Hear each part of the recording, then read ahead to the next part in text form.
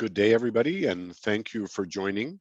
A warm welcome to you all for another consultation and discussion for the study on implementing safeguards for climate change by the Asian Development Bank. This consultation forms part of the stakeholder engagement that supports the Safeguard Policy Review and Update process, or the SPRU as you may hear us refer to it as. My name is Azim Manji. I'm your consultation moderator for this session. This is our 13th thematic consultation topic so far, and this is the third in a series of 5 regional consultations and discussions on climate change.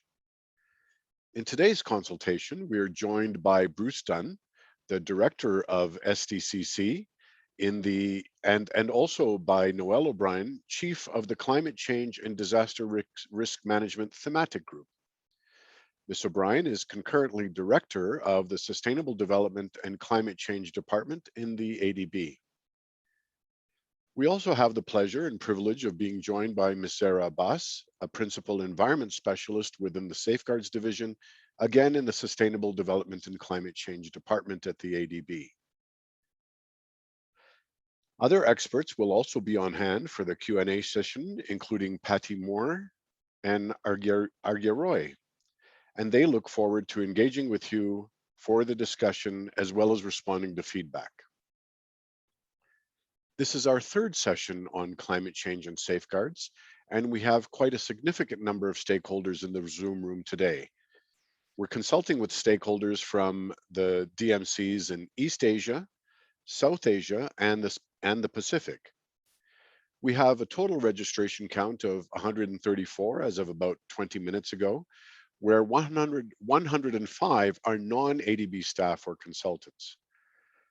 Countries from the Pacific have most of the representations for this consultation. In this consultation, Noelle O'Brien and Zara Abbas will jointly present the main summary issues related to the study they have prepared on climate change in Asia and the Pacific, and the relationship of the study of relevance to the Safeguards Policy Update. From the presentations, we're hoping that participants like yourselves will share insights on the potential gaps of the provisions and implementation of the 2009 policy, and then propose recommendations to ensure the strengthening of the future revised policy. Comments received from this consultation and thereafter will inform the revision of ADB's safeguards policy. Before I call upon our speakers, here's a few gentle meeting reminders. As all stakeholders and participants have consented when joining, the ADB is recording this session for the purposes of preparing a summary of the meeting. It is the intention that these recordings will be available to ADB staff and consultants, and then more broadly to all members of this consultation publicly. If you have any concerns about the recording or distribution of this consultation, please contact the Secretariat at the email address posted in the chat box or at the bottom of the slide. Please join us from a quiet, distraction-free area, turning off your microphone when you're not speaking. And during the Q&A session, you may ask questions by either typing them into the chat box or raising your hand. You can raise your hand in the Zoom feature, and you will be then asked by the moderator to unmute yourself and turn on your camera so that you can ask your question live. As we're all colleagues here, a reminder to be respectful to each other. We will manage to keep time and ensure that we're within our schedule. And if you experience technical difficulties, IT support is provided. You may ask for technical support by typing your issue or query into the chat box in any of the languages we're using today. As we're joining by Zoom, here's a few guidance notes for using the important buttons. Aside from English, we have simultaneous interpretation today in Chinese, Bahasa, Khmer, Lao, and Vietnamese. To access the simultaneous interpretations feature, go to the bottom of your Zoom screen and click on the globe icon. Then select your preferred language. After selecting your preferred language, please press the Mute Original Audio button so you can clearly hear the voice of your interpreter. For those of you listening in Chinese, Bahasa, Khmer, Lao, or Vietnamese, if you feel any of the English speakers are speaking too fast and you would prefer the speaker to slow down, you can ask the original English speaker to slow down by going to the bottom of your Zoom screen and clicking on the Reactions button. When you've clicked on the Reactions button, press the Slow Down button, which are the two reverse arrows pointing to your left in white. This will let the English speaker know to slow down. We ask that you use your proper name in Zoom for our documentation. To change your name on Zoom, click on the Participants button at the bottom of your Zoom screen.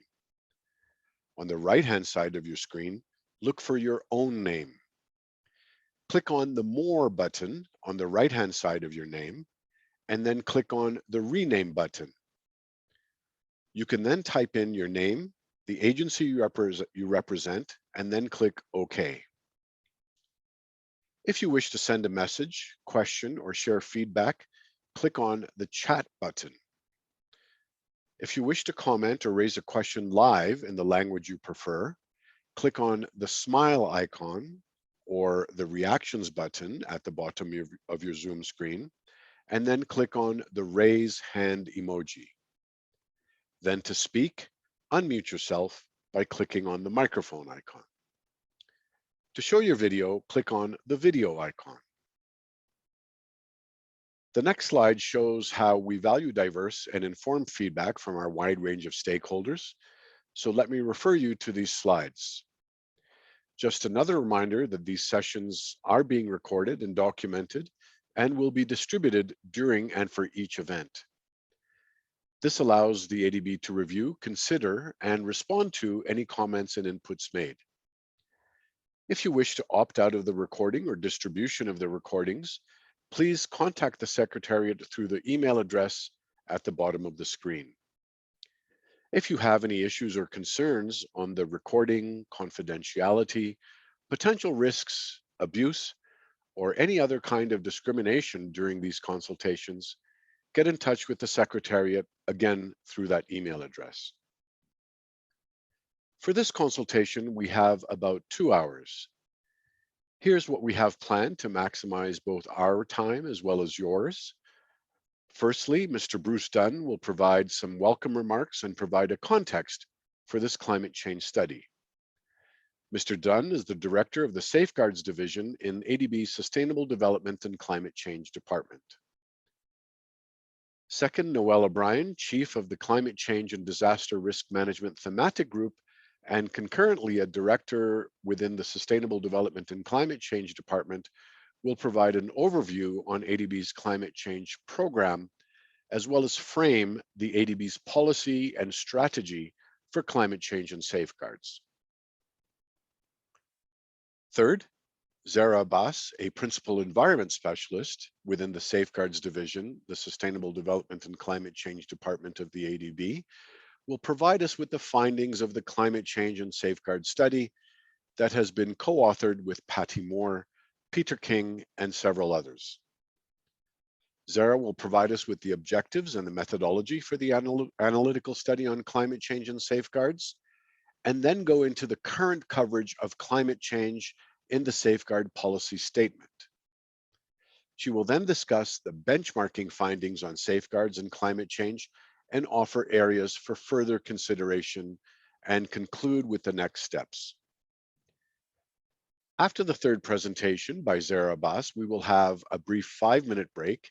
And when we resume, we will be joined for the moderated discussion on the topic of implementing climate change safeguards in Asia and the Pacific, facilitated by Dr. Francesco Riccardi, an environment specialist within the Safeguards Division at the ADB. This will be a Q&A session that runs for about 70 minutes. You may ask questions and share experiences in the chat box or through raising your hand using the Zoom feature as explained previously.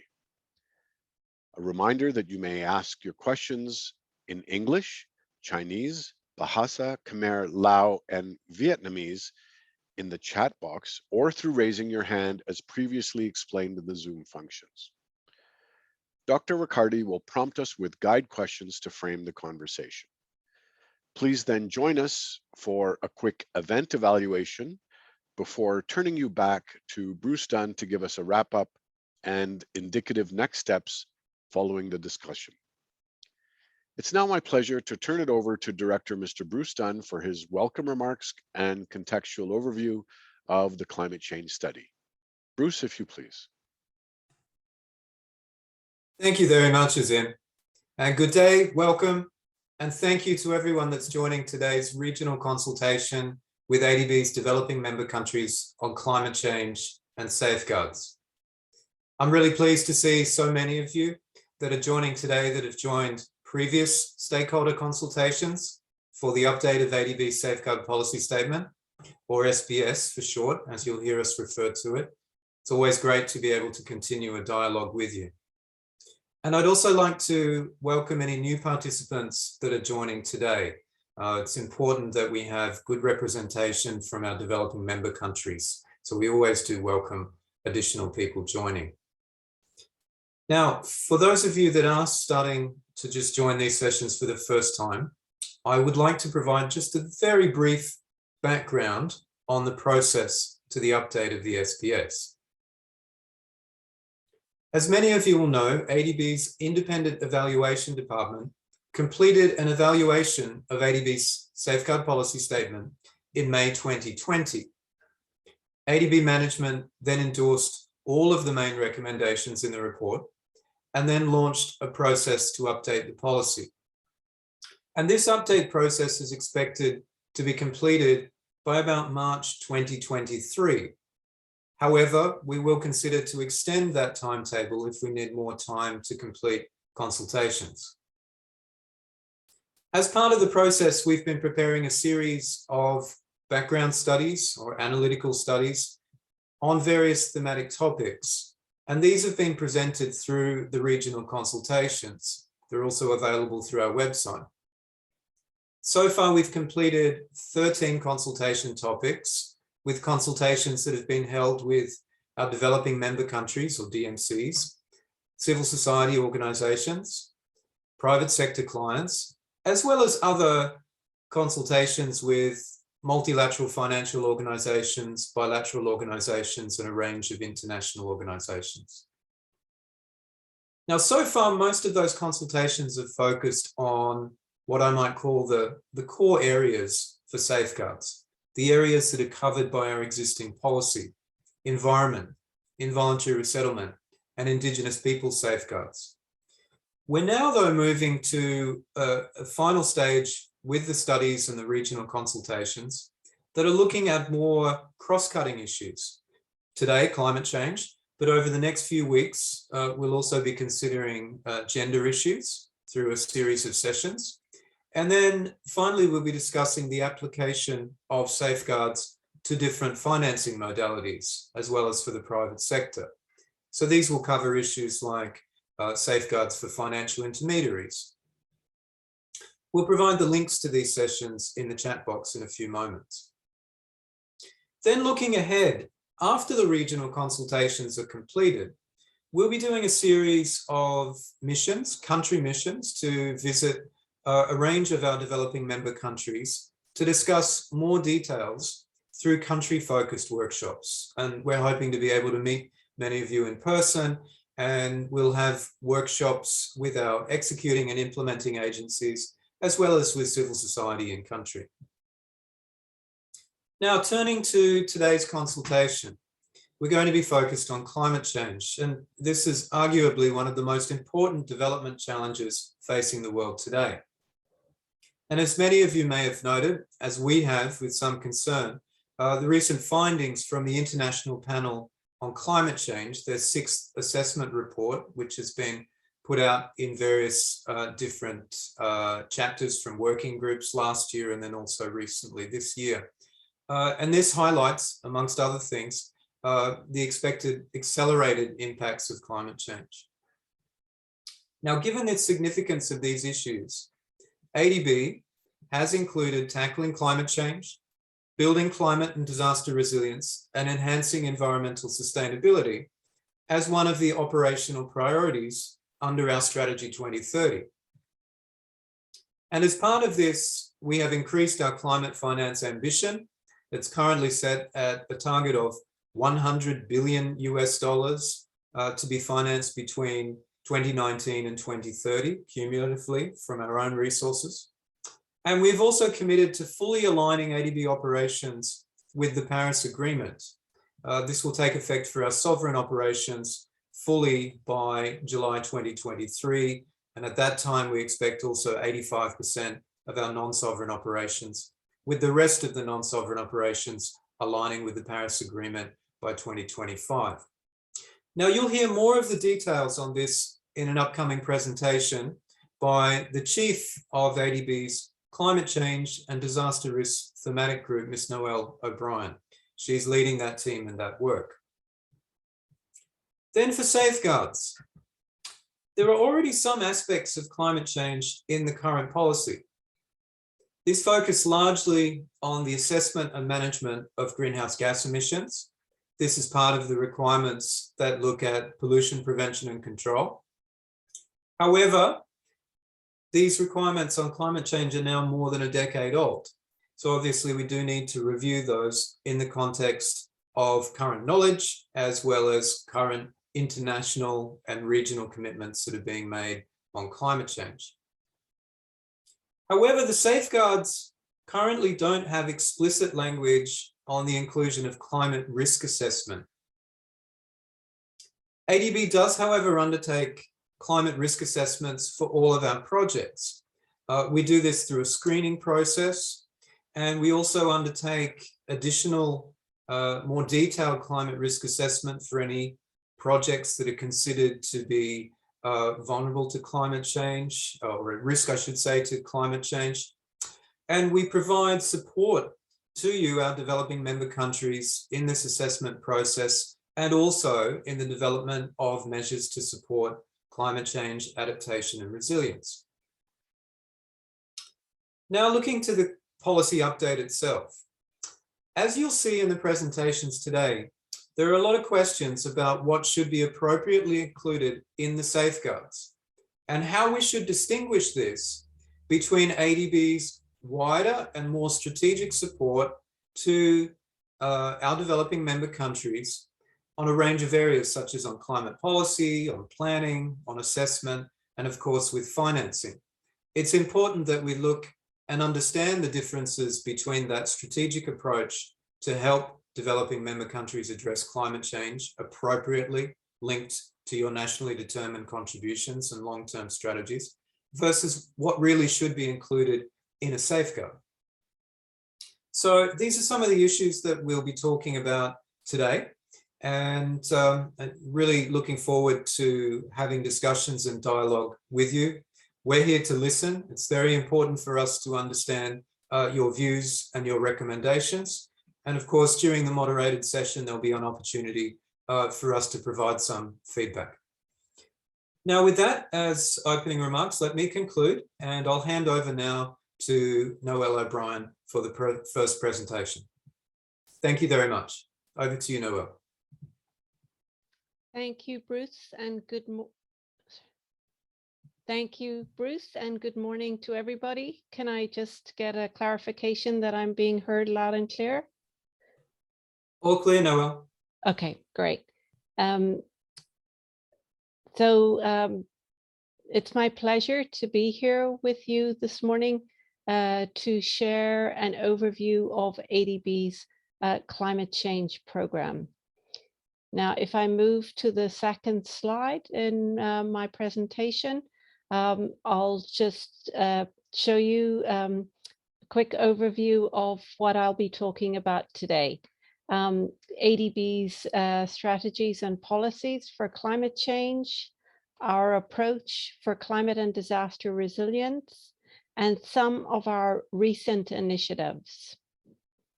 Over to the next slide. Now, ADB's work on climate change dates from the 1980s and 1990s, when climate change solutions were being integrated into our investments. In 2010, ADB issued the first board paper on addressing climate change in Asia and the Pacific, the priorities for action. In 2014, those commitments were reiterated in the midterm review of ADB's Strategy 2030. In 2015, commitments to double climate finance from ADB's own resources from 3 billion, which were set in 2014, to 6 billion in 2020. In 2017, we developed the climate change operational framework for the period 2017 and 2030, and this is still a live document for ADB. In 2018, we had Strategy 2030, in which operational priority 3 sets out the climate change agenda, and I'll speak to that on the next slide. In 2019, our commitment to full alignment of the sovereign operations with the goals of the Paris Agreement were announced. That was committed to have full Paris alignment by the 1st of July 23, an alignment of 85% of non-sovereign operations also by 2023, but with full alignment by July 2025. During 2021, ADB announced increased ambition to provide 100 billion in climate finance between 2019 and 2030. We also issued the revised disaster and emergency assistance policy and also our energy policy. Now moving on to the next slide. I'll focus in on operational priority 3 of Strategy 2030. This sets out strategic operational priorities for the mitigation of climate change, also the commitment to build climate and disaster resilience, and to enhance environmental sustainability. As operational approaches here, we have committed to green business and jobs, to clean air and water and waste management, and to physically climate-proof, eco-based financial, social, and institutional, and also to environmental governance. In terms of the sub-pillars, some of the examples that are included here is the commitment to increase access to climate finance, to improving low carbon infrastructure, low carbon development solutions, increasing renewable energy. But then also in terms of our resilience building, we're looking at integrated flood risk management measures. We're looking at resilience, various resilience building initiatives, planning for climate change adaptation and disaster risk management. And then in the area of environmental sustainability, OP3 looks at pollution control and resource efficiency solutions, looks at conservation, restoration, and enhancement of terrestrial and coastal and marine areas. So these are some of the examples. In terms of the commitments that were set out, we have made a commitment that 75% of all operations over a 3-year rolling period will incorporate climate change by 2030.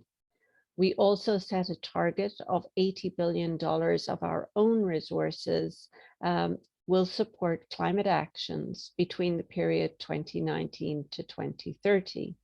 And as I mentioned earlier, in 2021, we increased that climate finance ambition to 100 billion in 2030 and also announced our commitment to Paris alignment. Now, moving to the next slide, let's look at the ADB's President's Planning Directions from 2021. This prioritized 3 key operational directions, which includes balancing COVID-19 response with support for green, resilient, and inclusive recovery. Now, this priority area includes supporting a green, resilient, and inclusive recovery, where ADB will mainstream climate and disaster resilience into its support for sectors and themes that have suffered with the current pandemic. Now, moving on to the next slide, just an indication of ADB's commitments on climate finance. These numbers are tracked on an annual basis, and you can see here with the blue bars indicating the bars in this slide indicate ADB's own resources, and the deep blue looks at our commitment on mitigation, and the green looks at adaptation figures. So you can see that in 2021, ADB's own resources on climate change approached 3.5 billion, with additional resources from external resources coming to close to 2 billion, with a total figure of 4.8 billion. Excuse me on that. In 2019, we had the highest climate finance commitment, approaching 7 billion. Now, in 2022, 2023, we expect those climate finance numbers to move back up closer to the commitments achieved in 2019 and onwards there to in 2025 to 2030 in the range of 9 billion to achieve that 100 billion target. In terms of when we raise the commitment to achieve that higher number, we have committed to identifying new avenues for climate mitigation. We'll also have a very focused effort on scaling up transformative adaptation projects. We are working to increase climate finance in ADB's private sector. As mentioned already, that support for green, resilient, and inclusive recovery from COVID-19. And we are supporting reforms in DMCs, and I will talk to that a little in a couple of slides, particularly with work on nationally determined contributions, long-term strategies, and national adaptation plans. Moving to the next slide, please. I'm going to focus in on ADB's commitment to Paris alignment.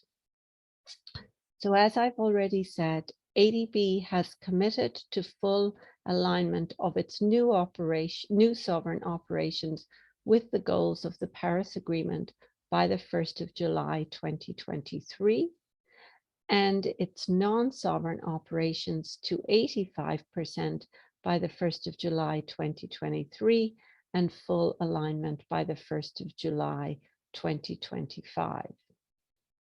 Now, ADB has been part of the MDB group, which developed the methodology to set out the approach for Paris alignment.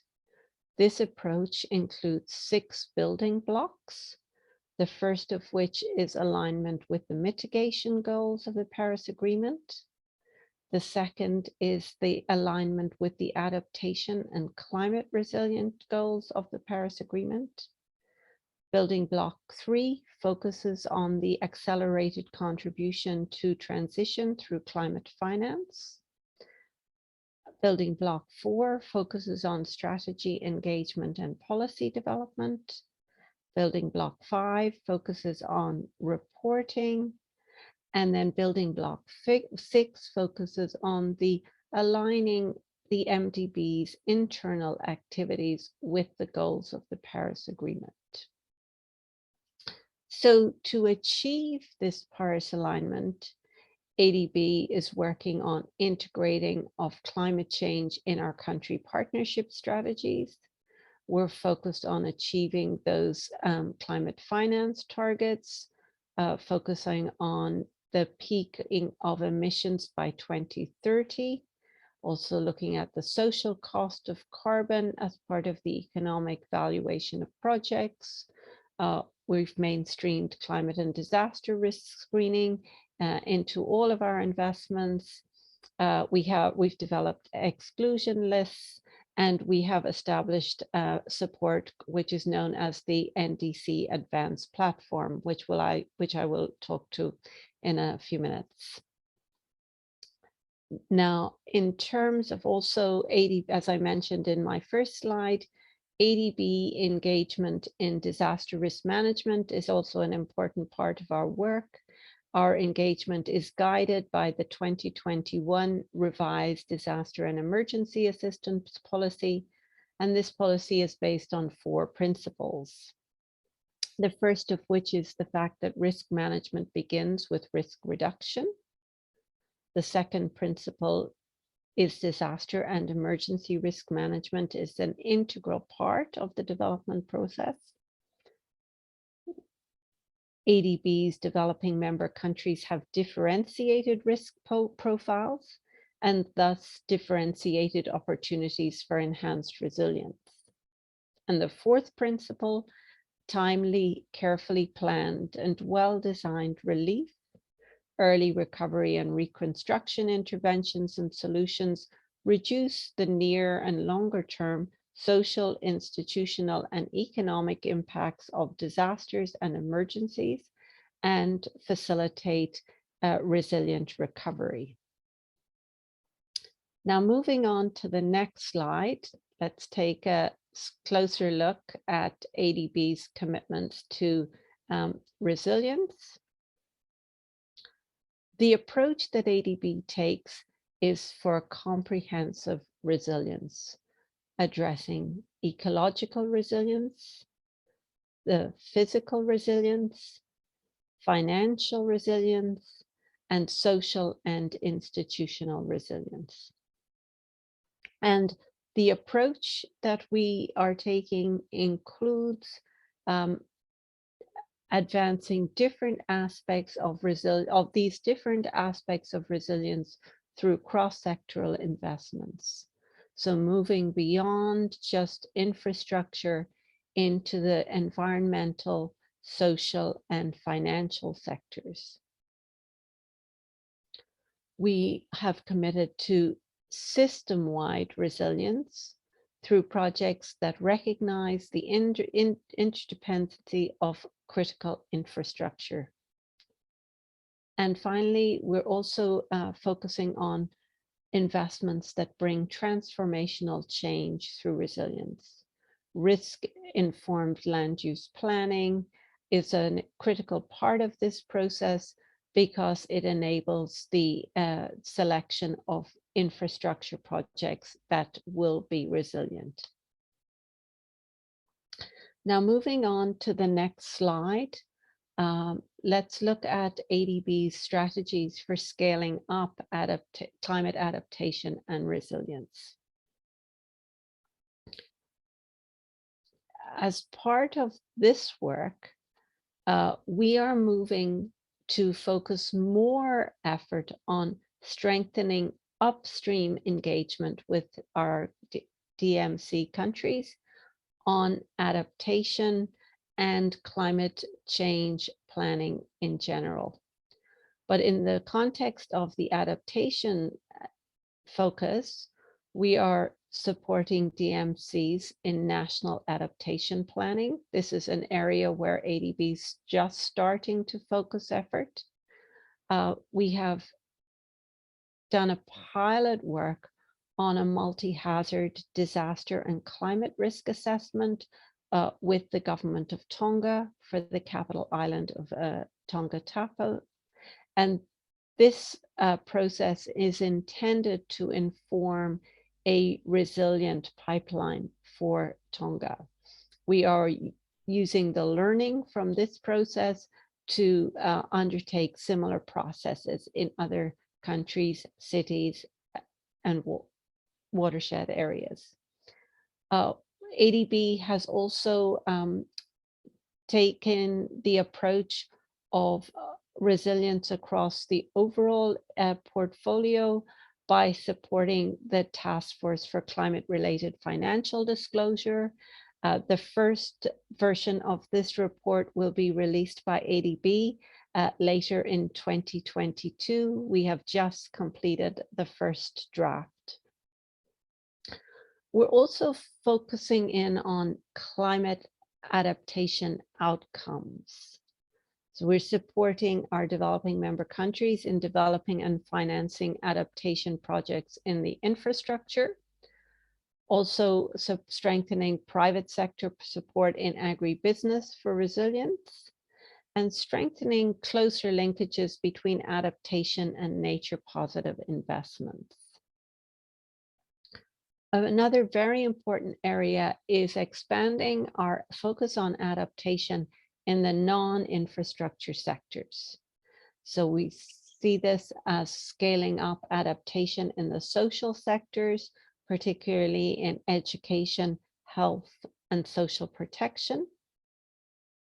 Also working on climate smart agriculture and food security. And the final area that I'll mention here is support adaptation related reforms through policy-based lending. Now, ADB is just about to complete the processing of our first climate PBL, climate policy-based lending instrument with the government of the Philippines.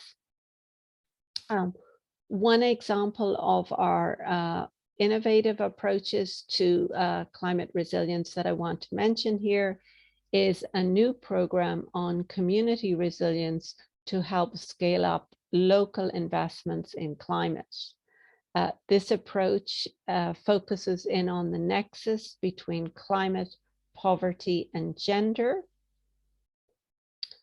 We've established a trust fund for this community resilience program and are planning to work with 6 countries in the first kickoff body of work. And those countries include Nepal, Bangladesh, Indonesia, and Cambodia, and then PNG and Solomon Islands. So those are conversations that are currently underway. Let me take 1 minute to just have a drink here.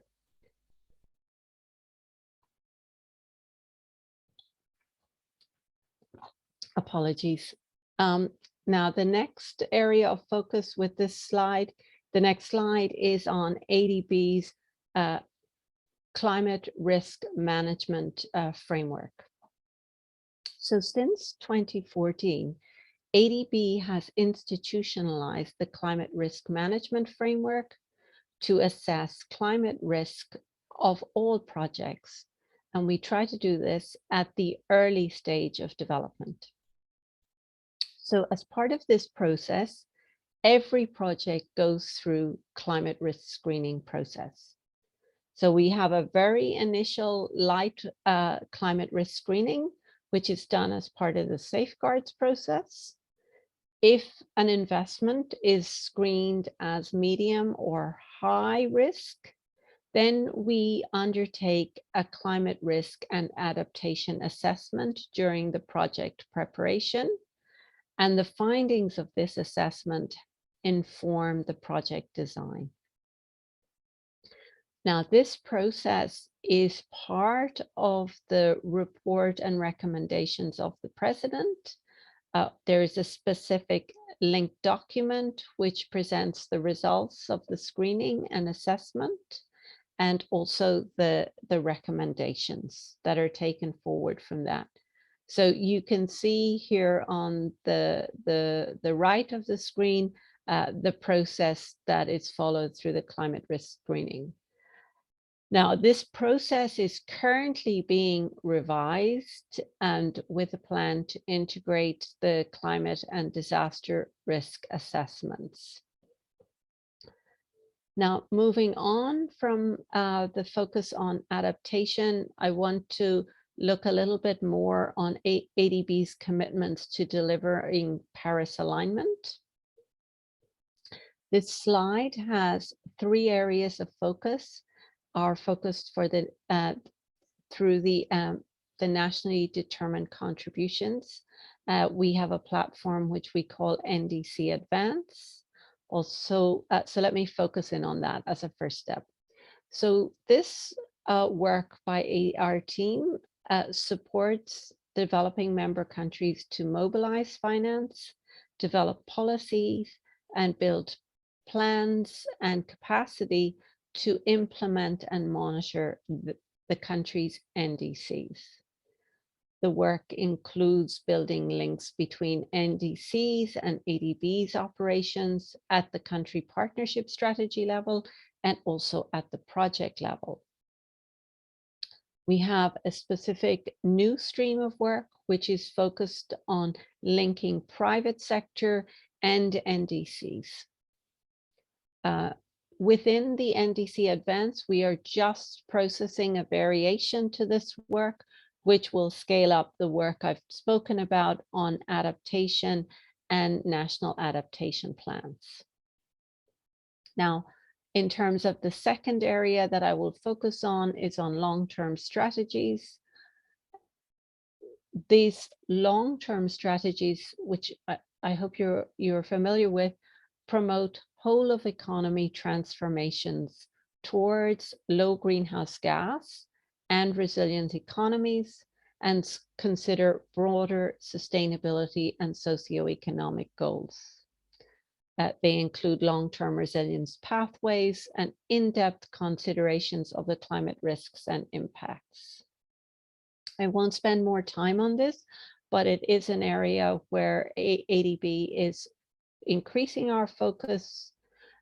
33 of the DMCs with which we work are in various stages of committing to net zero, but only 8 have submitted long-term strategies so far to UNFCCC. Now, the next area that I want to talk about is just transition. Just transition focuses on the impact on people of climate action, recognizing the scale of transitions needed and ensuring that no one is left behind. Just transition entails multi-sector, multi-stakeholder participation, and understanding of country-specific context and constraints. So I'm going to focus in here on the example of the energy sector, and particularly countries that are transitioning from coal.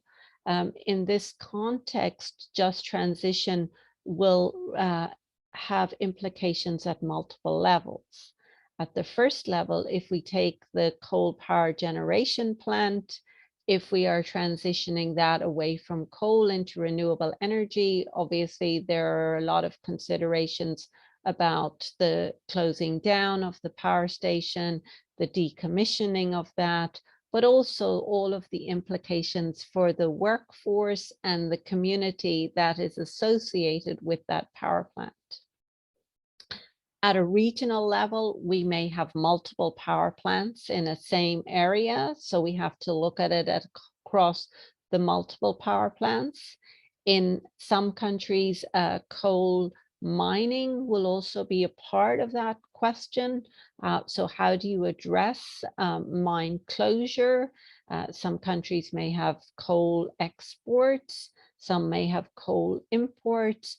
So it is essential that all of these aspects are addressed if we are to support that just transition away to a cleaner power source. And I just want to mention that from ADB's perspective, we are not just focused on the energy sector. We are looking much more broadly and covering transport sector, agriculture sector. We're addressing agriculture in the context of livestock, for example, or fisheries, or the forestry sector. It is our view that the developing member countries need support to develop policy and institutional frameworks for a just transition.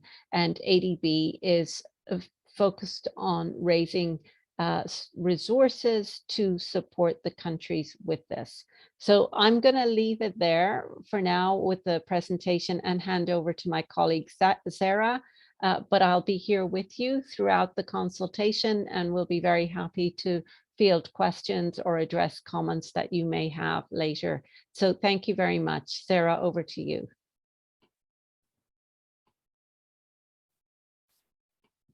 Can you hear me? Sarah, screen... yes, you're loud and clear. Okay, because I was still getting a message to unmute myself. Okay, thank you so much, Noel. Good day, everyone. That was a very comprehensive overview of ADB's operational level climate change program that was presented by Noel. I'll carry this forward and discuss how ADB and other ADB comparator MFIs are providing climate change coverage through the safeguards window, and try to show the difference between the two works that are happening. So for this, we undertook an analytical study that looks at climate change coverage from the angle of safeguards. And I will briefly go through the findings here. So, I'll just present a brief background, starting with the objectives and how the existing SPS covers climate change, and then the findings of the study. So can I have the next slide, please?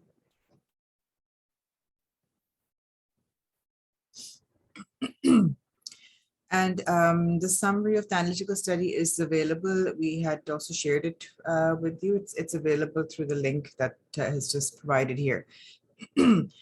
So the methodology that was adopted for this study largely follows the approach that we have been taking for the other analytical studies that we've been sharing with you with the past months, and you've been participating in those consultations as well.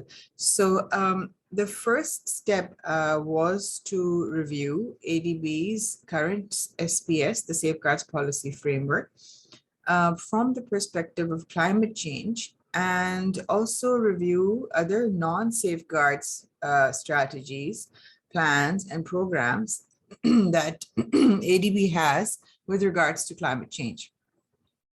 And this has just been explained in the previous session by Noel, and this is ADB's broader climate change agenda. So then we undertook a comparison of the extent of climate change related coverage that is provided by the safeguards frameworks of other MFIs, and also broadly through other avenues that are not currently covered under the MFI's safeguards policies. As this was a desk review, and we wanted to see how the SPS and the associated ADB documents compare with the MFI policies and their documents on climate change.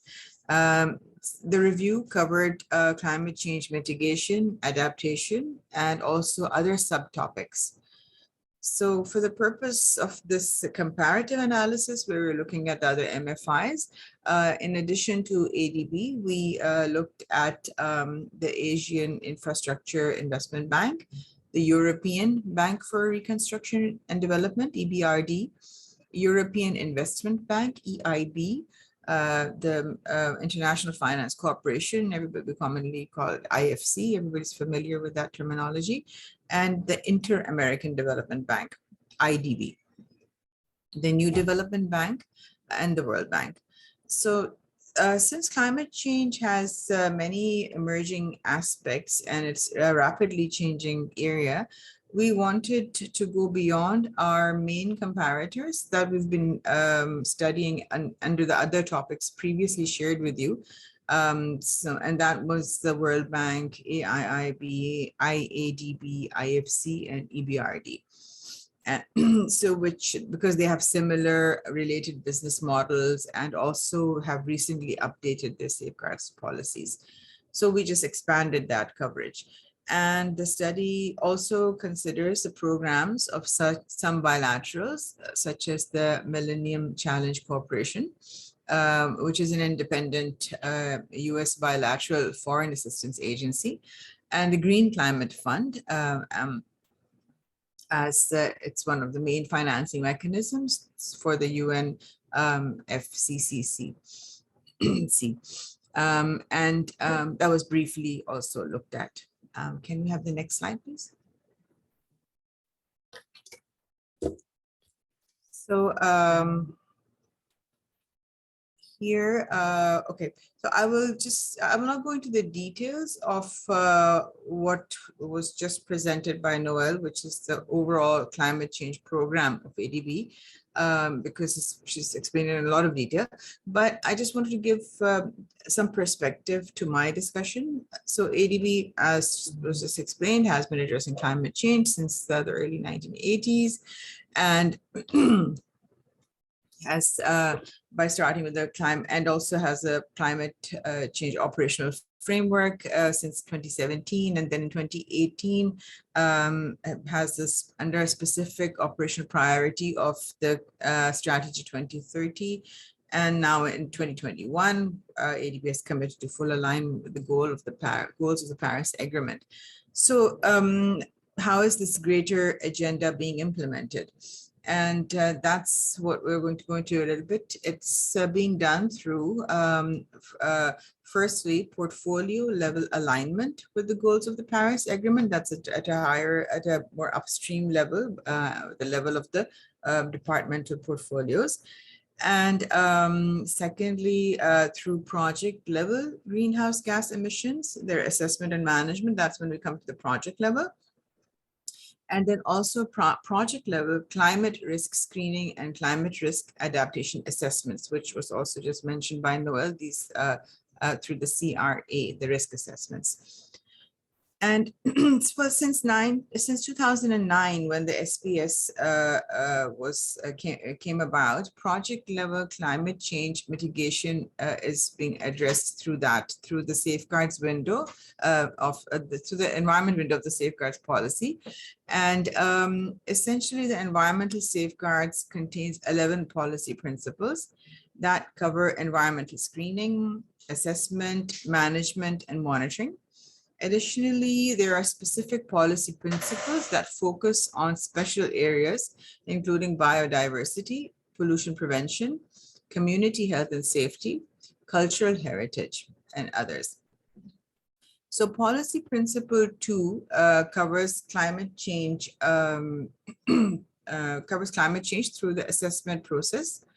Policy principle 9 addresses the quantification of greenhouse gas emissions.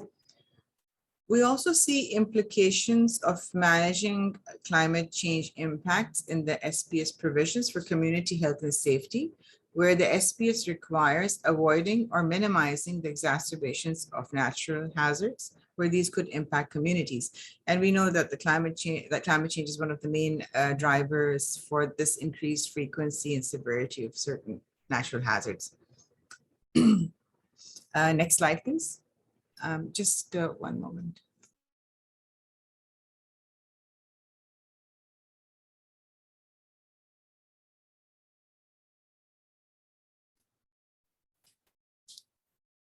Okay, so policy principle 2 spells out the requirements for environmental assessment.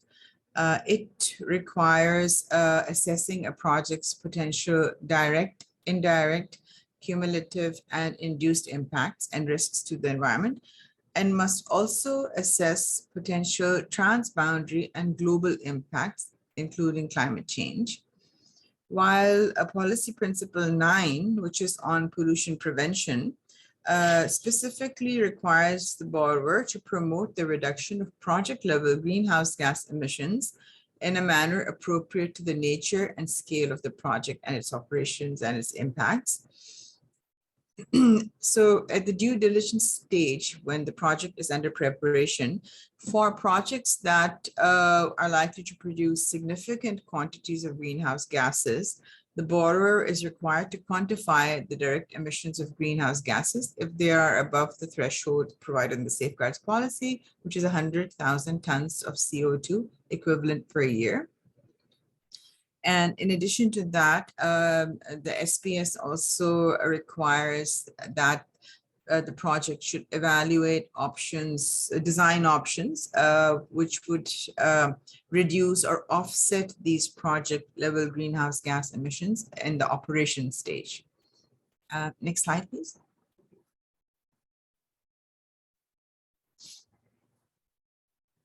So that was the policy aspect of how climate change is represented or addressed in the safeguards policy.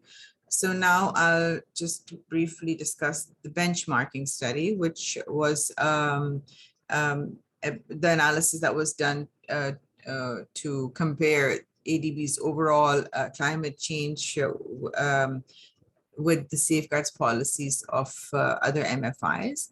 And as I mentioned earlier, that was AIIB, EBRD, EIB, IFC, IDB, NDB, and the World Bank. So it was seen that only the European Investment Bank has a standalone standard on climate change in its safeguards framework.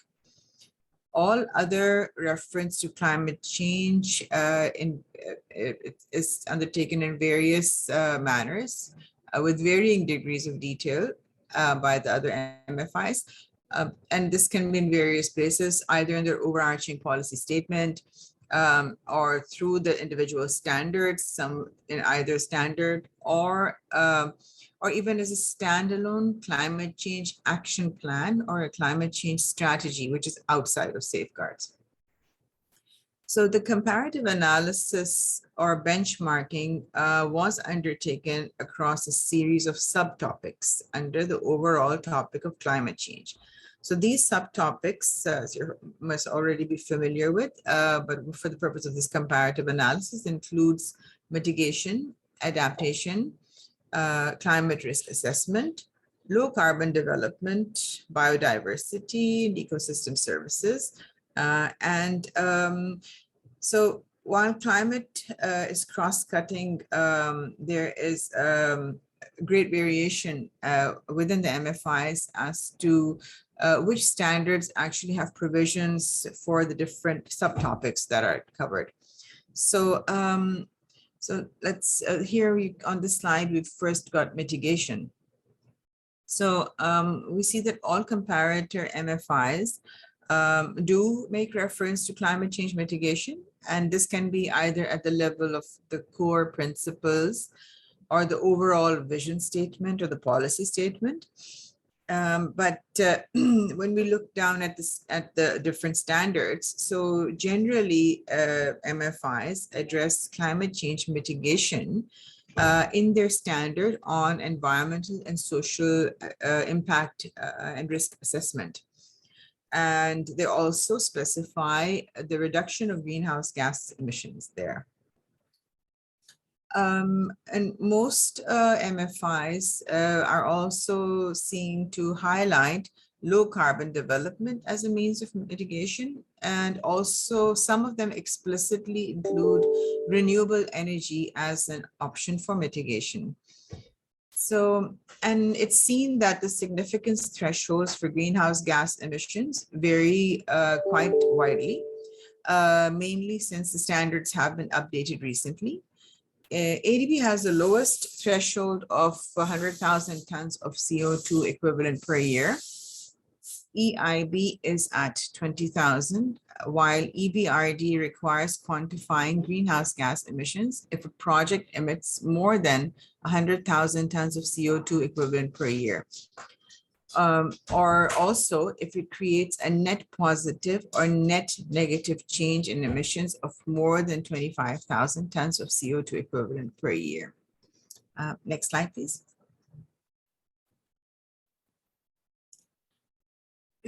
So the other subtopics are mentioned on this slide. So with regards to adaptation, all comparator MFIs also have provisions on climate change adaptation in their safeguard standards.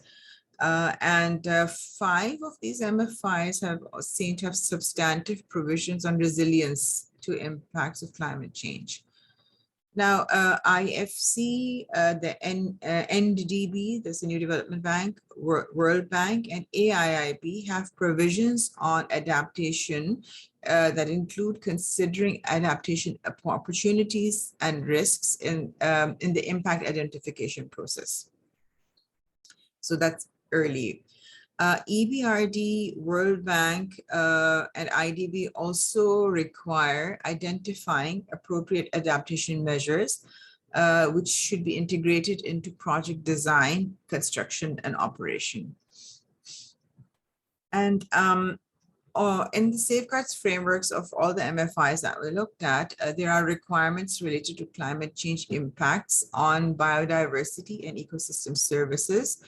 But these are addressed across different standards. So mostly they are addressed in their standard on environmental social impact assessment. Some MFIs refer specifically to impacts on ecosystem services that may be exacerbated by climate change, while others require assessment of potential climate change impacts on biodiversity in a more general manner. Again, all MFIs have resilience requirements. The World Bank and AIIB address it in their environmental and social impact and risk assessment standard, while the others cover these issues across other standards. Another area is for which NDB, EIB, and IDB include substantive requirements is to address double materiality, which means assessing the impacts of a project on climate change as well as that of climate change on the project. Then EBRD, EIB, and Inter-American Development Bank, IDB, have clear requirements to undertake climate risk assessments as part of their safeguards frameworks. Next slide, please. So other topics such as sequestration and transitions. EIB is the only MFI that has requirements in its standards for documenting a project's carbon sequestration as well as its emissions, and for reporting on transition risks. NDB and AIIB mention climate proofing investments or infrastructure. Sorry about that. And at the level of the core principles or vision statement, but do not have substantive requirements in their standards. And most MFIs have committed to full alignment with the Paris Agreement. Very sorry about that. If I had to let my dog out. So yes, as I was just discussing about the Paris Agreement, most MFIs have committed to full alignment with the Paris Agreement over the next 2 to 3 years, and similar to ADB. And ADB has made significant progress in committing to full alignment, as Noel just explained. And also have ADB is developing staff guidance for this, which is still under preparation. And again, similar to ADB, all MFIs consider climate change in their upstream country and planning processes and institutional strengthening work, such as ADB, as was just explained by Noel, works at the CPS, the country programming strategy level. So the European Investment Bank uses advisory services for this purpose to ensure that there is alignment. And the Green Climate Fund encourages a country program and an accredited entity program to ensure that all pipeline projects have potential to meet their investment criteria.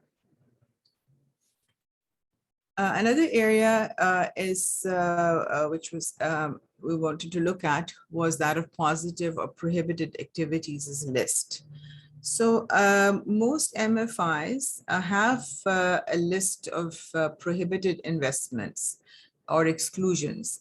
So these basically are types of projects that particular MFI will not finance, or a positive list of activities that the MFI encourages for financing. So when we look at that, only EBRD and IDB, the Inter-American Development Bank, in their safeguard standards exclude financing initiatives that may contribute to climate change risks and impacts. And in their frameworks, these lists include coal mining or coal-fired power generation, oil and gas exploration development, and or upstream gas exploration. Now, if we look at these areas, ADB's recently approved energy policy just in October last year has prohibitions that are linked to climate change. And these areas which are in EBRD and IDB under their safeguards frameworks for ADB are under the energy policy. And so the energy policy clearly lists that ADB will not support coal mining, processing, storage, and transportation, new coal-fired power generation or heating plants, natural gas exploration or drilling activities, or any oil and gas exploration or drilling or extraction activities. So now the safeguards policy also has an annex for prohibited investments, and it's a list of activities that ADB will not, that do not qualify for ADB financing. Basically, ADB does not finance those activities, but it doesn't specifically list activities that have climate change implications or repercussions. There's one exception, which is that ADB will not finance any activities that are commercial logging operations, or even for the purchase of logging equipment, which could be used in primary tropical moist forests or old growth forests. So that is one thing which has links to climate change. Next slide, please.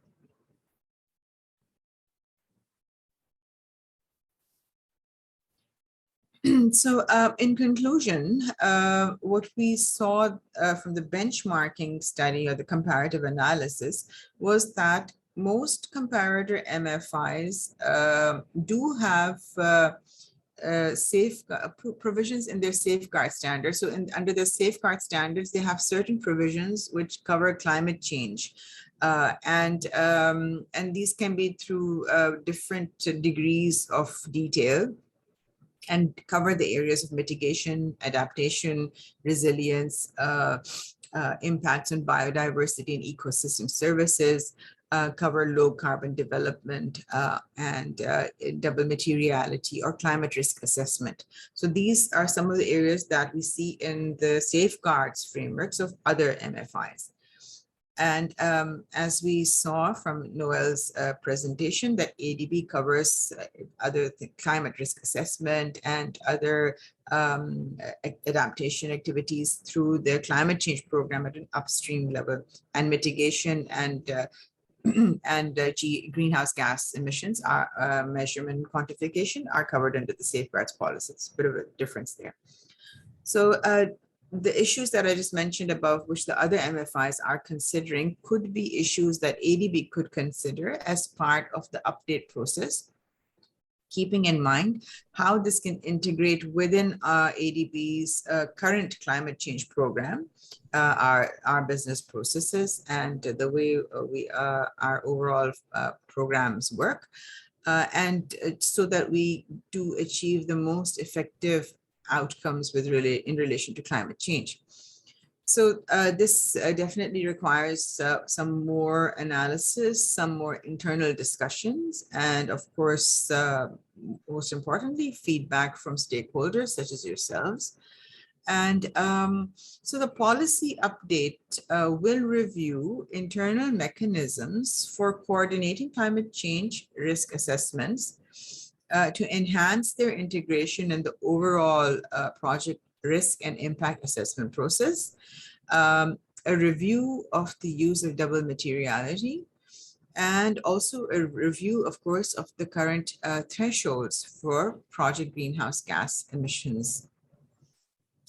And then there is also a need to consider strengthening existing procedures, existing mechanisms for the portfolio level greenhouse gas emissions accounting, and linking project level greenhouse gas emissions to the upstream work, such as country partnership strategies and their implementation plans for the DMC's nationally determined contributions.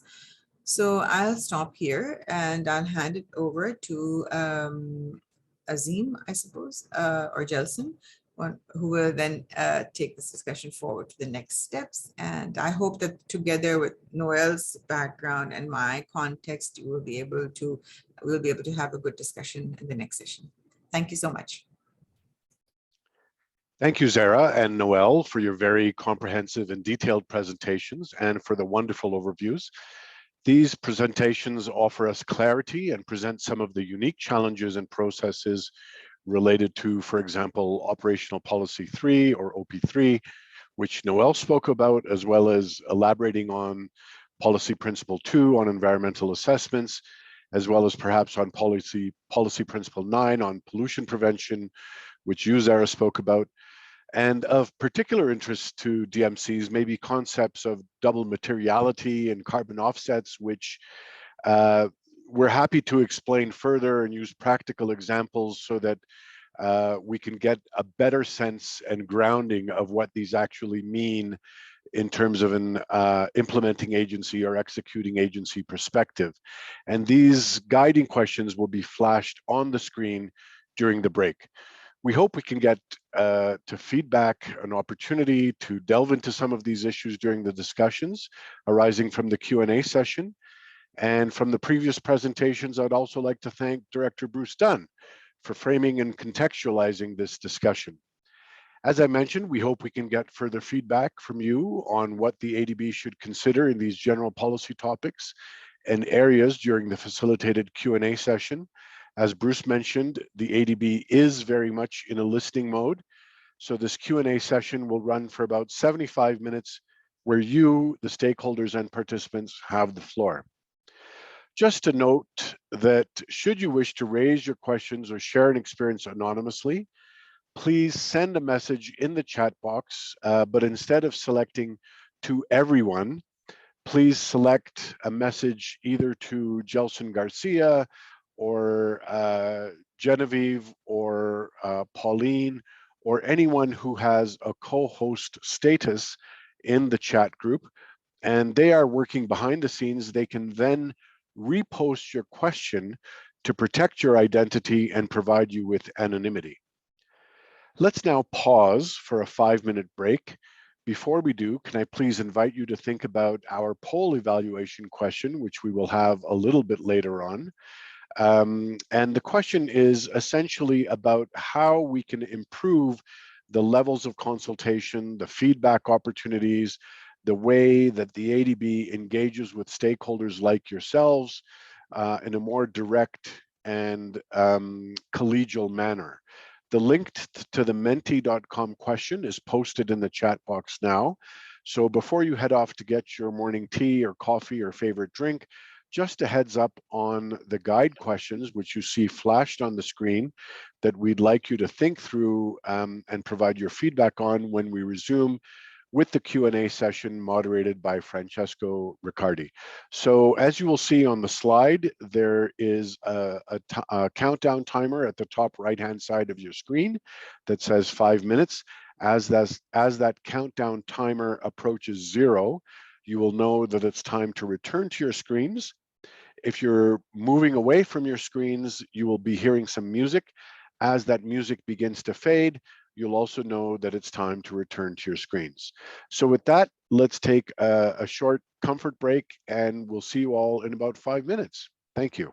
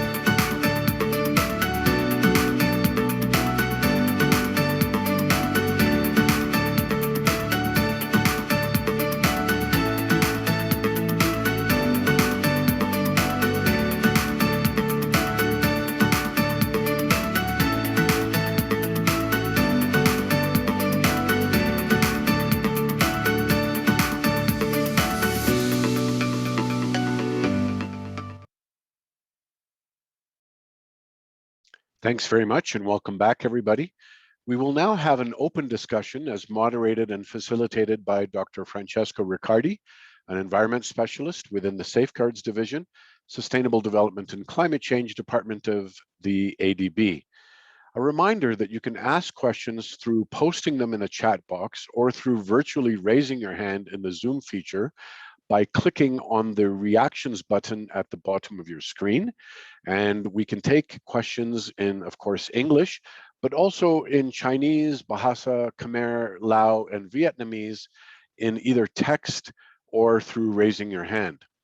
A further reminder that should you wish to raise a question or share an experience anonymously, please send the message in the chat box, but instead of selecting to everyone in the chat, please just select a message to someone who has a moderation or co-host privilege. You will see that in brackets or in parentheses in the attendance list of the chat box. And then they will then repost your question to protect your identity and offer you anonymity. After the Q&A session, please join us for a quick event evaluation before turning you back to Director Bruce Dunn to give us a wrap up and indicative next steps following this consultation. So let's start without any further delay. Dr. Riccardi, over to you, please. Thank you, Azim, and welcome everyone to this question and answer session. I hope that we're going to have insightful discussion. There are a lot of topics to talk about. So I think I really like to invite everyone to participate. You can either do on the chat box if you don't feel like you want to talk, or simply raising your hands, so I will give you the stage.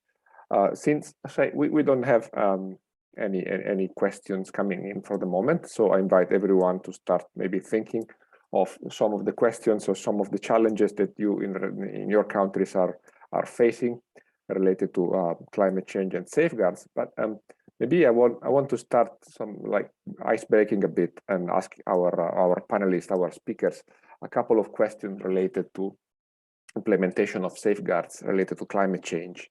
The first one, let's start at a project level, right? So we know, for example, that most of the pollutants that are considered in the ADB safeguard need, they say all the impacts need to follow the mitigation hierarchy. Like, so we will need to try to avoid the impact first. Then if avoidance is not possible, we need to mitigate or minimize them. And at the end, offsetting.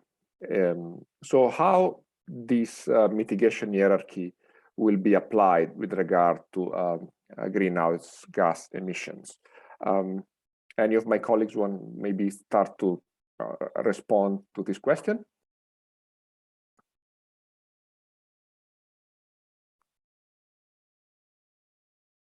Maybe Zara or Bruce, if you are there.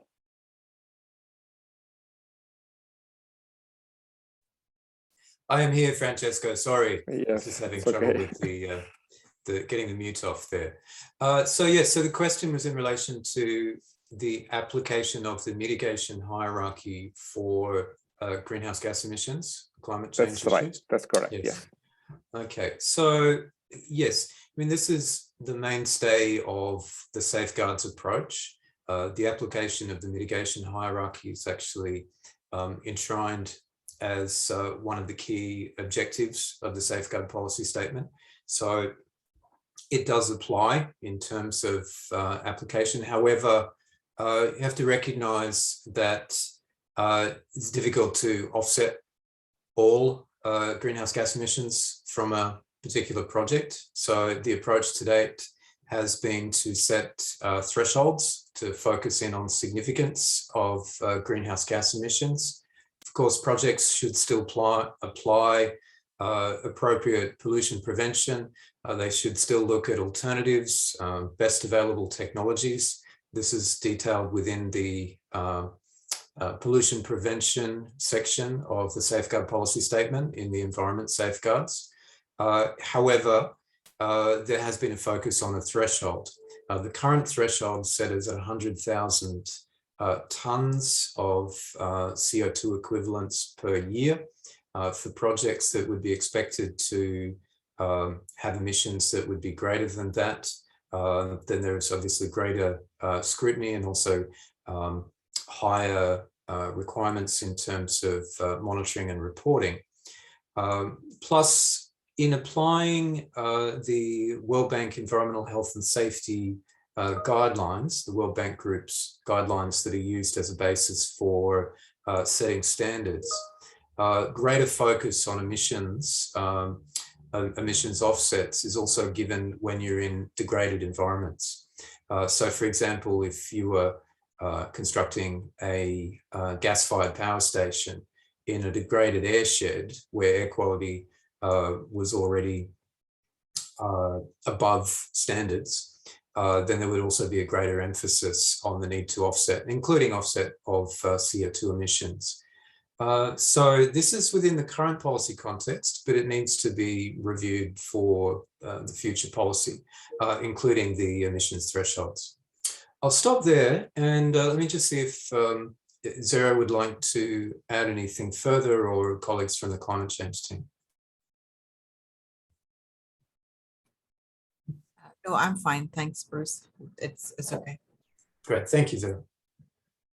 Thank you, Bruce. Oh, yes, please go ahead. Francesco, I think it's also important to remind our participants today that ADB is also addressing this through the Paris alignment going forward. So, and as I've mentioned there, it is building block 1, which addresses the question of mitigation and emissions and how they are considered as part of each of ADB's investments. And I want to draw this attention to the fact that ADB is putting much more emphasis on the kinds of investments that we bring into our pipeline. And that's where I mentioned this work where we're working with the nationally determined contributions for our member countries, the long-term strategies and the NAP. So I think that is a really important part of this conversation as we go forward with the safeguards policy. Over to you, Francesco. Thank you. Thank you very much, Noel and Bruce. I think something that can be interesting for our participants today is also related to this component, is how ADB is calculating actually the GHG emissions. Do we have a specific protocol that we use? Maybe not all of our participants maybe are expert in the field. So do we have any suggestion on how to integrate the carbon accounting in their projects? Francesco, can I suggest that we go direct to VK on this question? VK was certainly on the call at the outset. VK, are you here? Yes. Okay, VK is coming in. Thank you. Yes, Noel, thank you. And thank you, Francesco, for flagging this issue. Yeah, I'll briefly touch upon this issue of GHG accounting. As Noel mentioned right at the onset, that climate change is an institutional priority as enshrined in the operational priority number 3. And in that context, we are trying to strengthen ADB's assessment and reporting of GHG emissions attributable to individual projects. So this clearly signifies ADB's commitment and to provide institutional guidelines for assessing and reporting carbon footprint of our project portfolio, which will be based on the assessment of individual investments. A bit of a disclaimer right at the beginning that this is a work in progress right now. We are developing these institutional guidelines and we are aiming to operationalize these next year. So what we are trying to do at the bank is to look at all projects in all sectors supported by ADB through loans and grants to do the project level assessment of the GHG emissions or emission reductions as applicable on an ex-ante basis. So this is what our idea is. And of course, there will be certain exclusions, especially the projects that are likely to have either emissions or emission reductions exceeding 20,000 tons CO2 equivalent. So the project with an absolute emissions which are lower than 20,000 tons, or emission reductions, which are fewer than 20,000 tons CO2 equivalent, are going to be excluded. The projects that are going to be indirectly financed by ADB or under its policy-based lending or the sector development programs for which the reliable information is not available will also be excluded. Projects which are supported through technical assistance and transaction advisory operations are also likely to be excluded. So this is the idea in terms of the thresholds and also the coverage, including the exclusions that we are aiming at. In terms of matrix, we have considered different options, either to report the absolute emissions or just the emission reductions, as we currently do under our development effectiveness report. So what we are currently thinking is to report project level relative emissions, which is going to be the differential between the project emissions and the baseline emissions. So this, we think, is going to be quite a representative of the entire project portfolio that ADB has. And what the idea is that at the end of the year, we will consolidate the relative emissions attributable to individual investments and report at the project, at the portfolio level. So this is what we intend to do. And as Zara mentioned, this ex-ante assessment is going to be done at the initial due diligence level, and we will be assessing all the GHGs, namely the carbon dioxide, the methane, nitrous oxide, HFCs, PFCs, and SF6 and NF3s. So all the greenhouse gases are going to be assessed for the projects. And in terms of the coverage, what we are looking at the scope 1 and scope 2 emissions attributable to our investments. And in cases where it is available, the data is available, we would also be looking at the scope 3 emissions. So as I said earlier, this is work in progress, but we are trying to accentuate our commitment on this one, and also to issue the institutional guidelines that can strengthen our own assessment, monitoring, and reporting. I'll stop here. Back to you, Francisco. Thank you very much, VK. Maybe for the sake of the audience that may be not aware of what scope 1, scope 2, and scope 3 emissions are, do you want to clarify very briefly what they are? Okay, yeah, of course. I'll be very happy to talk about this one. Yeah, scope 1 usually talks about the emissions that are directly attributable to the projects. Say, for example, if you are having a natural gas-based project, and the natural gas is transported and the natural gas is burned. So these are the kind of emissions that, which are directly related to the project, you would count towards the project. So say, for example, if you're using a diesel-based power generation plant and you are burning fossil fuel directly at the project level, so GHG emissions from the combustion of the diesel engine while operating would be scope 1. Then you have scope 2. These are the emissions that arise from the consumption of the purchased electricity, steam, or heating or cooling. So these kind of emissions are called scope 2 emissions. For an example, the investment in a manufacturing plant that requires electricity for its operation, that would result scope 2 emissions for the production of that electricity. So if the plant that is using electricity, which is fossil fuel based, would be taken as scope 2 emissions. And then you talk about the scope 3 emissions can occur both upstream and downstream to a project activity. And use of product and services by the project, or that occur as a result of production of the inputs.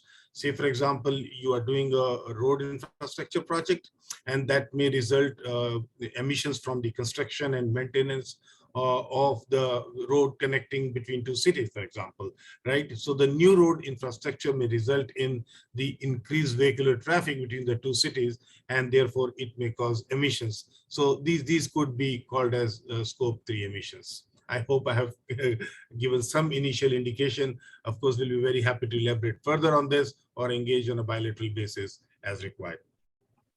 Yeah, thank you very much, VK. I was just, sometimes people is not really aware of the technical aspects of the kind of emission, so it's worth sometimes just give them a brief overview.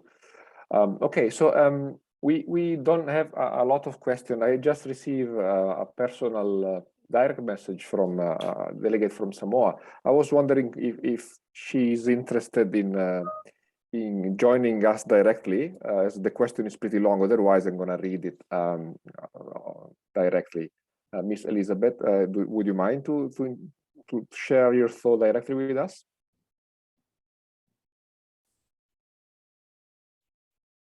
Okay, maybe it's not a good time. Anyway, her question is related to her experience in working in the government, and she said that the main challenges are one of the main challenges with the integration of climate change, for example, the inclusion of climate risk assessment and enhancing current requirement for assessment and management of GHG emissions, is the fact that there is a lack of guidelines in place to enforce SOEs and service providers to record and collect the data related to the GHG emissions. And she makes an example of some sectors like the shipping services and airport authorities that cannot record the actual fuel consumed by ferries and airplanes per trip. And this recording is related to limited to like the total fuel supply only.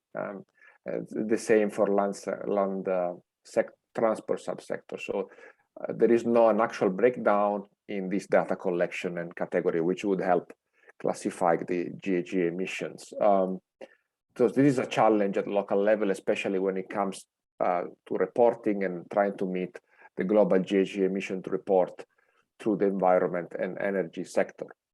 I think it's a very interesting question. Maybe Noel, do you want to start? Francesca, yeah, I'm happy to come in, and then also my colleague Kate Hughes is also online. So I think let's start at obviously in ADB's let me call it traditional engagement, where ADB was just involved in particular investments. This might not have been an area where we had engagement. However, the kind of upstream engagement that I talked about is an area where there is scope for ADB to engage. And I talked about our work with the nationally determined contributions. So obviously, and I mentioned the fact that in some cases we may focus in on particular sectors. So let's say in the case of Samoa, if ADB were to work with Samoa on the implementation of their NDCs for the transport sector, this is an area where more in-depth analysis might take place, and so the exploration of how that might be supported. But my colleague Kate Hughes, who leads the work of NDC Advance, is here, so I'd like Kate to come in and talk about the work on, because the MRV work is also very relevant here. Over to you, Kate. Thanks, Noel, and then thank you for the original question. So absolutely agree that the ability to monitor and track emissions is really critical, and one of the areas where globally a lot of capacity building support is needed. So when ADB designed its NDC Advanced platform, which is our technical assistance platform around NDCs, we set up a dedicated sub-project related to monitoring, reporting and verification of NDC commitments, so on greenhouse gas emissions and also climate finance tracking. So under that technical assistance, we're supporting a number of countries to both build capacity around MRV systems, and also to actually establish or look at approaches to establish those systems. So for example, in Pakistan, we supported the establishment of a greenhouse gas emissions methodology and systems in the waste sector, which is one of the key sectors for their NDC. And we're putting additional resources into that TA platform to try and support more of that work. I think the other thing is that the other aspect maybe that we can highlight as well is that some climate change support is not necessarily limited only to climate change projects.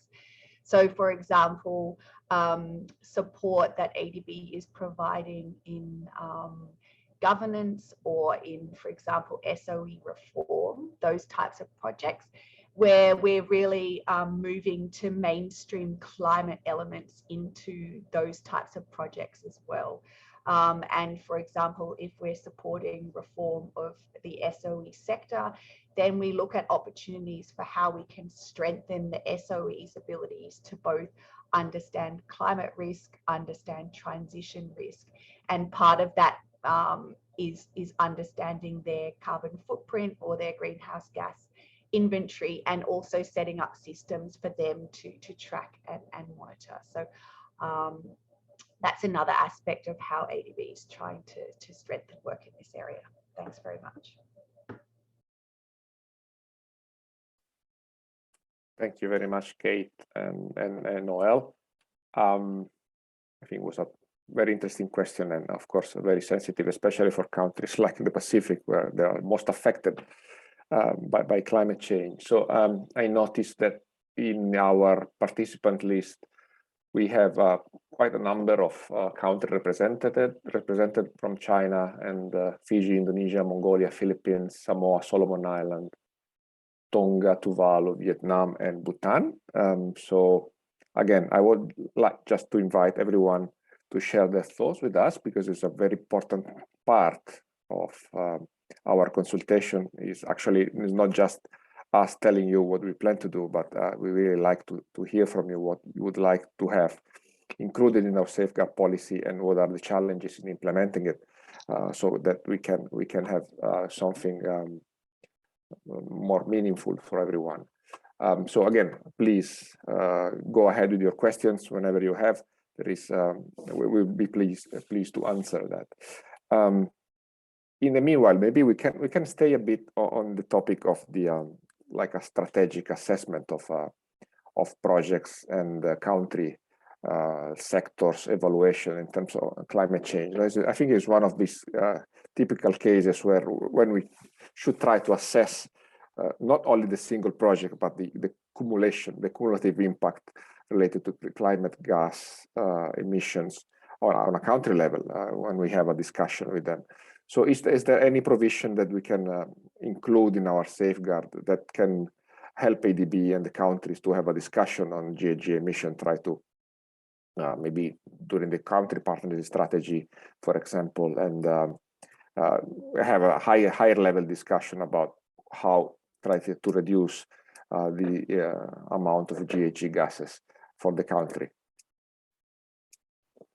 Again, any of my colleagues I'm can step happy in. to start. Yes, I mean, because I'll draw attention to, I think there's multiple areas now where ADB it can engage on this. I think, you know, I want to come back to the point that I think from both perspective of climate change and also obviously with safeguards, if we're dealing with a specific project that is already conceptualized, then there's limited scope for either the climate change focus or the safeguards to really influence that. So ADB is taking this more upstream approach, because this is where we have far greater scope to influence the kinds of investments. So as Kate has just mentioned, and I mentioned earlier, this focuses in on support to nationally determined contributions. This may be supporting the countries with the second NDC, so maybe to increase ambition.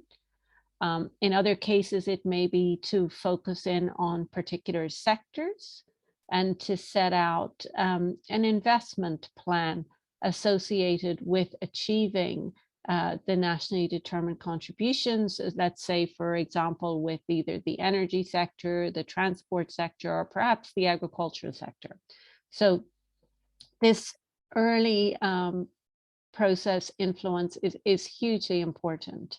The other area I mentioned earlier is the fact that we have 33 of the countries with which ADB engages are involved in various stages of committing to net zero. And this will obviously be a huge influence on the kinds of investments. Only 8 of those so far have submitted long-term strategies to the UNFCCC, and 3 of those are within our Pacific member countries. Now, ADB is scaling up the kind of support that we can bring to long-term strategies. And that, I think, is a hugely important part of the work that we're doing.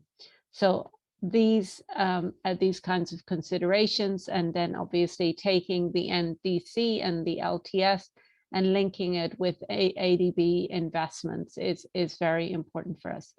The other area I'll touch on in this upstream work is also in relation to the kind of multi-hazard assessment that I mentioned earlier in my presentation. So this is where we look at risk at a systemic level, risk across, it may be a whole city context. In the case of, we have a number of representatives from the small island countries here, it may be at a whole island level. And we look at that in a cross-sectoral perspective. And out of that process, we hope to help our member governments to determine spatial planning process that have far greater resilience. And that in turn influences the investment pipeline. So I think those are all really important areas which are much upstream of the project investment itself. So Francesco, I'll invite others to come in.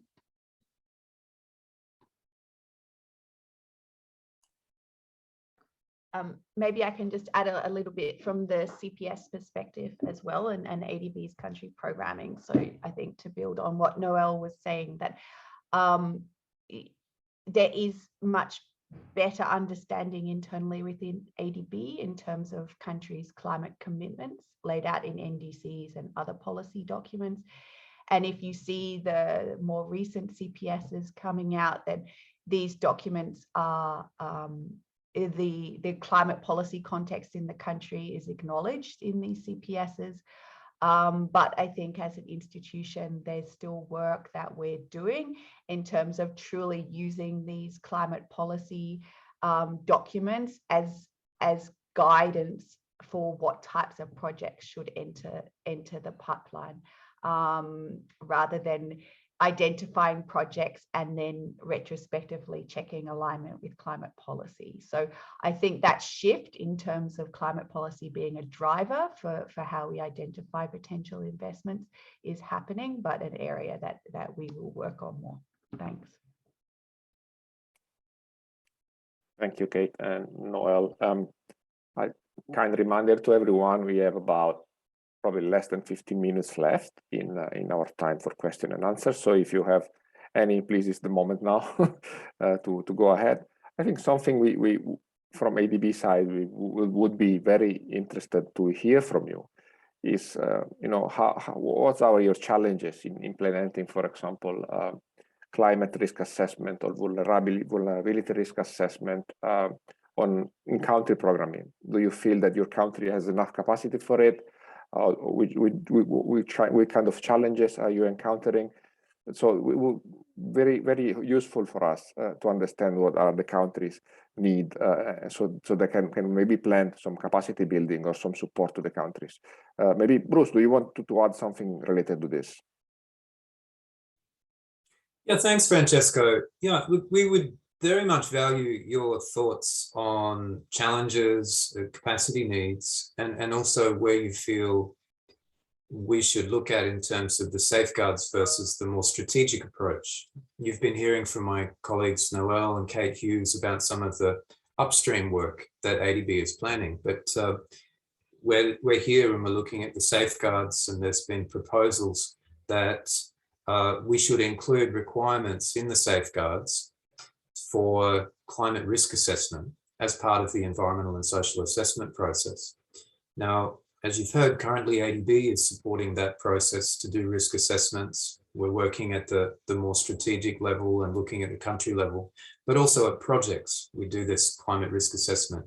Now, if that was to become part of the safeguards, then there would be clear requirements for that to be included and undertaken by borrowers and clients, private sector clients. ADB could certainly still support that process, but bringing it into a safeguards framework would add new dimensions to the safeguards. So we're very interested to get your views on this, what you think in terms of potential challenges, capacity needs for implementing that. So that would be the first part. And then secondly, bringing the climate issues into safeguards also implies we need to look across the safeguards. So, how would climate risks affect, for example, involuntary resettlement, the location, say, of resettlement sites? Of course, they need to address climate risks there as well. So, these types of issues would be very relevant from the safeguards, and it would be great to hear from you more on. Thank you. Thank you very much. Thank you very much, Bruce. So as Bruce said, we really welcome your thoughts on that regard. If you don't feel like you want to do it right now, you can send us some questions for clarification, and we will be happy to answer and to include your suggestion in our further evaluation. Okay, I still don't see any question coming in. So maybe another thing that has always been a hot topic in the previous consultation is related to carbon offsetting. So in a way that, for example, I was mentioning before the mitigation hierarchy, you have a certain amount of greenhouse gas emissions left at the end, even if you mitigate or try to avoid. So how ADB is planning to, let's see, deal with this potential additional requirement of carbon offsetting for our project? Bruce or Zera, do you want to say something?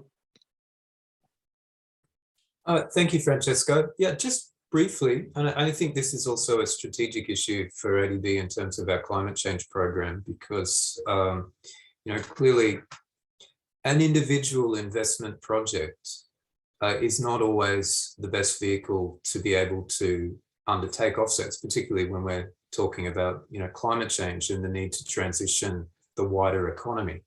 And the long-term strategies of the government around climate change and the nationally determined contributions provide a basis for making that decision.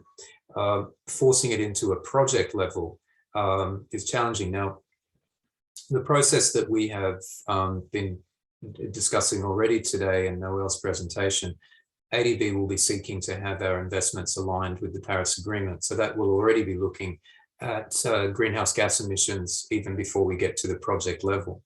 And we would expect that projects with major emissions would be partly addressed at that level. So perhaps some of the needs for offsets would not become as pertinent in the future, but there would still be emissions, of course, from all types of projects. So I think that's a broader consideration that we have to look at again, this divide between the strategic level and the safeguards.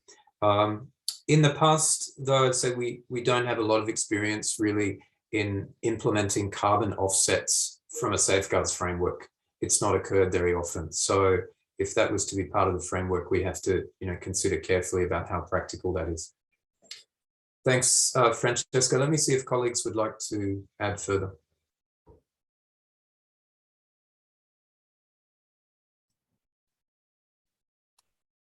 Okay, it looks like no. Or VK? I can see you behind there. Yeah, two things that I can share from ADB's experience, not necessary to be considered as a part of the safeguards policy. Number one, on offsetting ADB's experience, there are a certain amount of GHG emissions which are attributable to the operations of ADB's headquarters and international travel that is undertaken by ADB staff. Once again, the common principle is we want to reduce as much as possible, For example, the electricity that we procure comes from renewable sources. We try to recycle the water that we have. We minimize the paper consumption, and so on and so forth.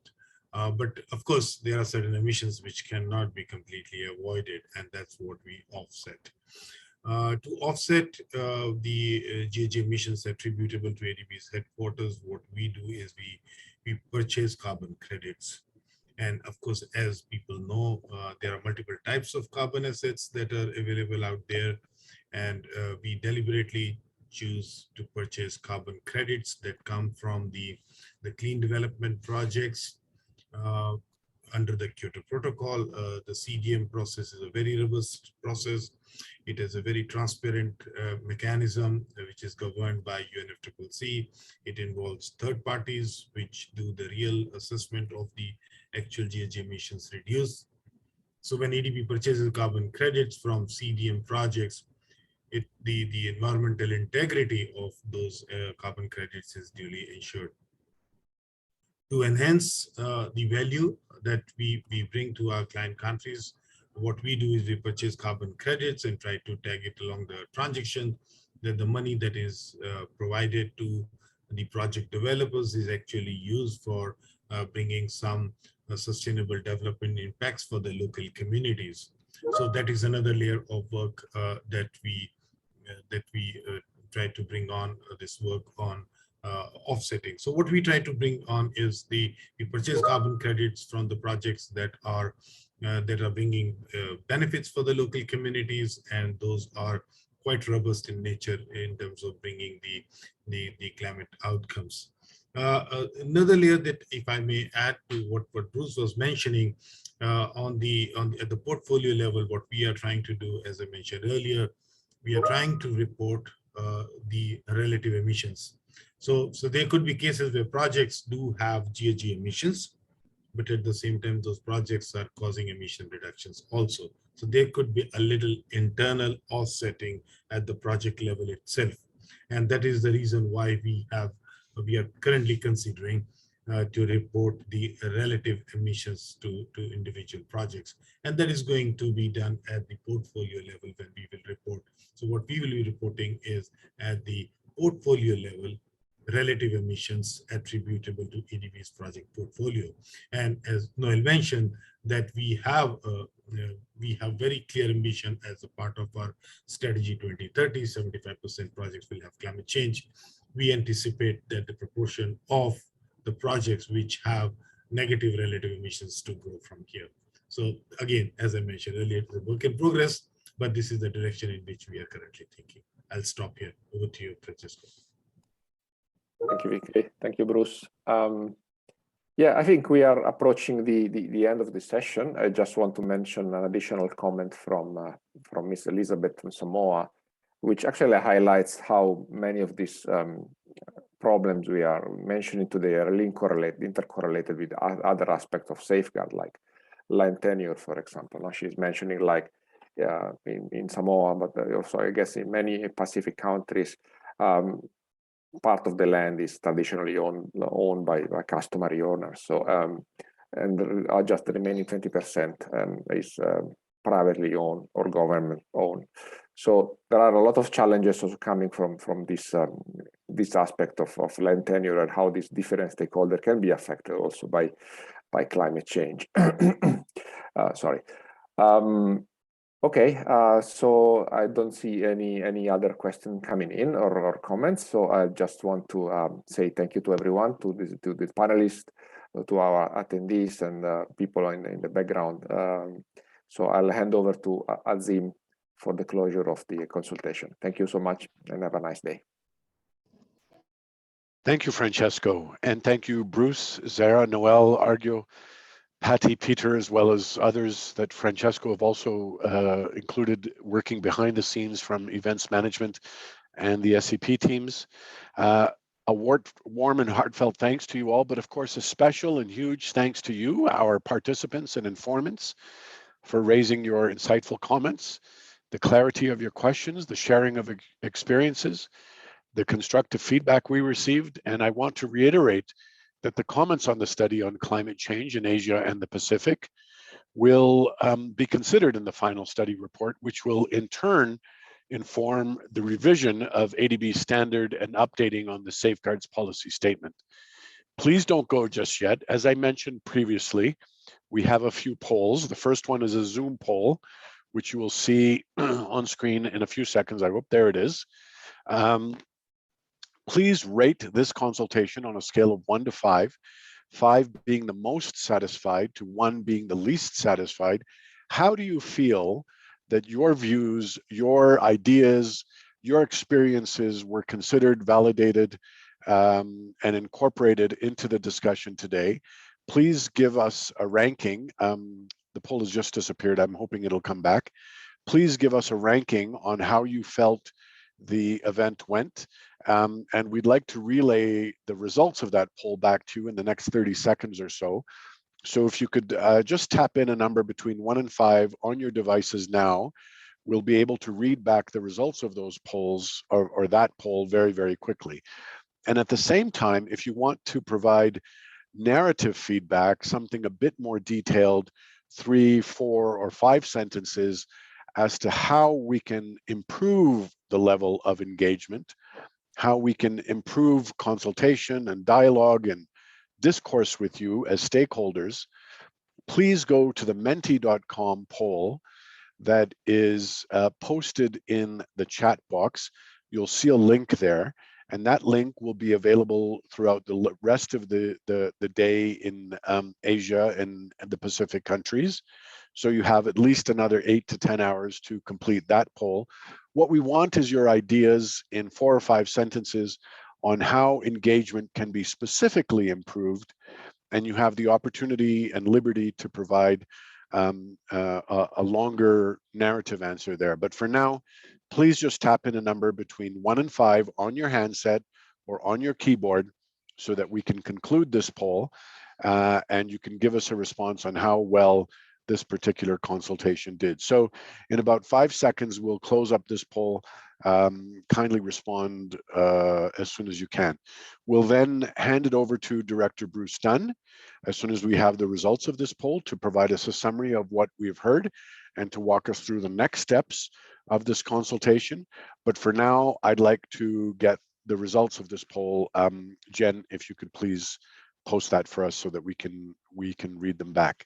Unless there's a technical issue that we need longer time or something. But I'd be grateful if we can just have the results of this poll. And a reminder to please go to the menti.com poll that is linked in the chat box. That will allow us to get a more in-depth response as to how we can improve the level of engagement with you, the stakeholders. So as you've seen, 100% of you have said that you are somewhat satisfied or highly satisfied with this engagement, and that's very encouraging.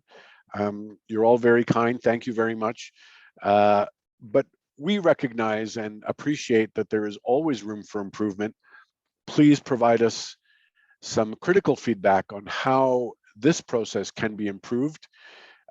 We really look forward to that because we know that the system and that the engagement still has an opportunity to do better. And we'd certainly like to do that. With that, I'd like to hand you over to Director Bruce Dunn to give us a summary and also walk us through the next steps. Bruce? Great, thank you very much, Azim, and thank you once again to everyone that's joined this session today. I think from the ADB team, we've done a lot of the talking. We've provided a lot of information from the background study about ADB's climate change program, and then we've kind of thrown a few different topics around to provide some further information and elaboration for you. I'm pleased from the evaluation poll just then that participants in the session are satisfied and found that very useful, so that's always great to us. Of course, we're looking forward to further engagement with you, and these sessions are based on draft studies, and those studies are going to be feeding into the actual development of the policy. And of course, once we have a policy, we'll be making that publicly available. I think at that stage, it will also be probably easier for you and for your governments to be able to react directly to what is proposed and your feelings on that. So that's coming up in the next steps. We'll also, as I mentioned earlier, be undertaking some country visits, and that will provide an opportunity for us to sit down with central government ministries, with executing agencies, implementing agencies, and various different ministries, say line ministries that are responsible for different topics. So, for example, when we're talking about climate change, making sure we've, got the relevant representatives from the climate ministries in the room, as well as those that are responsible for safeguards, so that we can have a dialogue at that level. So we're very much looking forward to having those discussions over the next few months. I think this process today, it's an input into that, and I hope it's been helpful for you to get better awareness around what we're currently thinking. And then in the next stage, we can talk about more details. I won't really go through too much details now, just in the summary, but I think it has been useful just to talk about the current approach to greenhouse gas emissions assessment and the methodologies for that. We've also talked about some strategic issues in terms of how ADB can support your nationally determined contributions and long-term strategies for climate change. That's obviously very critical. And we've touched a little bit on how safeguards may be able to appropriately link to that strategic approach. And I think that's in the next stage for us, where we're going to be looking very carefully about that linkage to support to you at a sort of a national level, at a strategic level, to support transitions to address climate change, but then thinking through what goes into the safeguards. So we've still got a lot of work to do on this topic, and we've established a working group inside ADB to start taking us through the next steps. Once we've done more of that, we'll be coming back to you and through these country missions to discuss more details. So once again, thank you very much for joining today. And until the next time when we meet, please stay well, stay safe. Thank you. Thanks, everybody.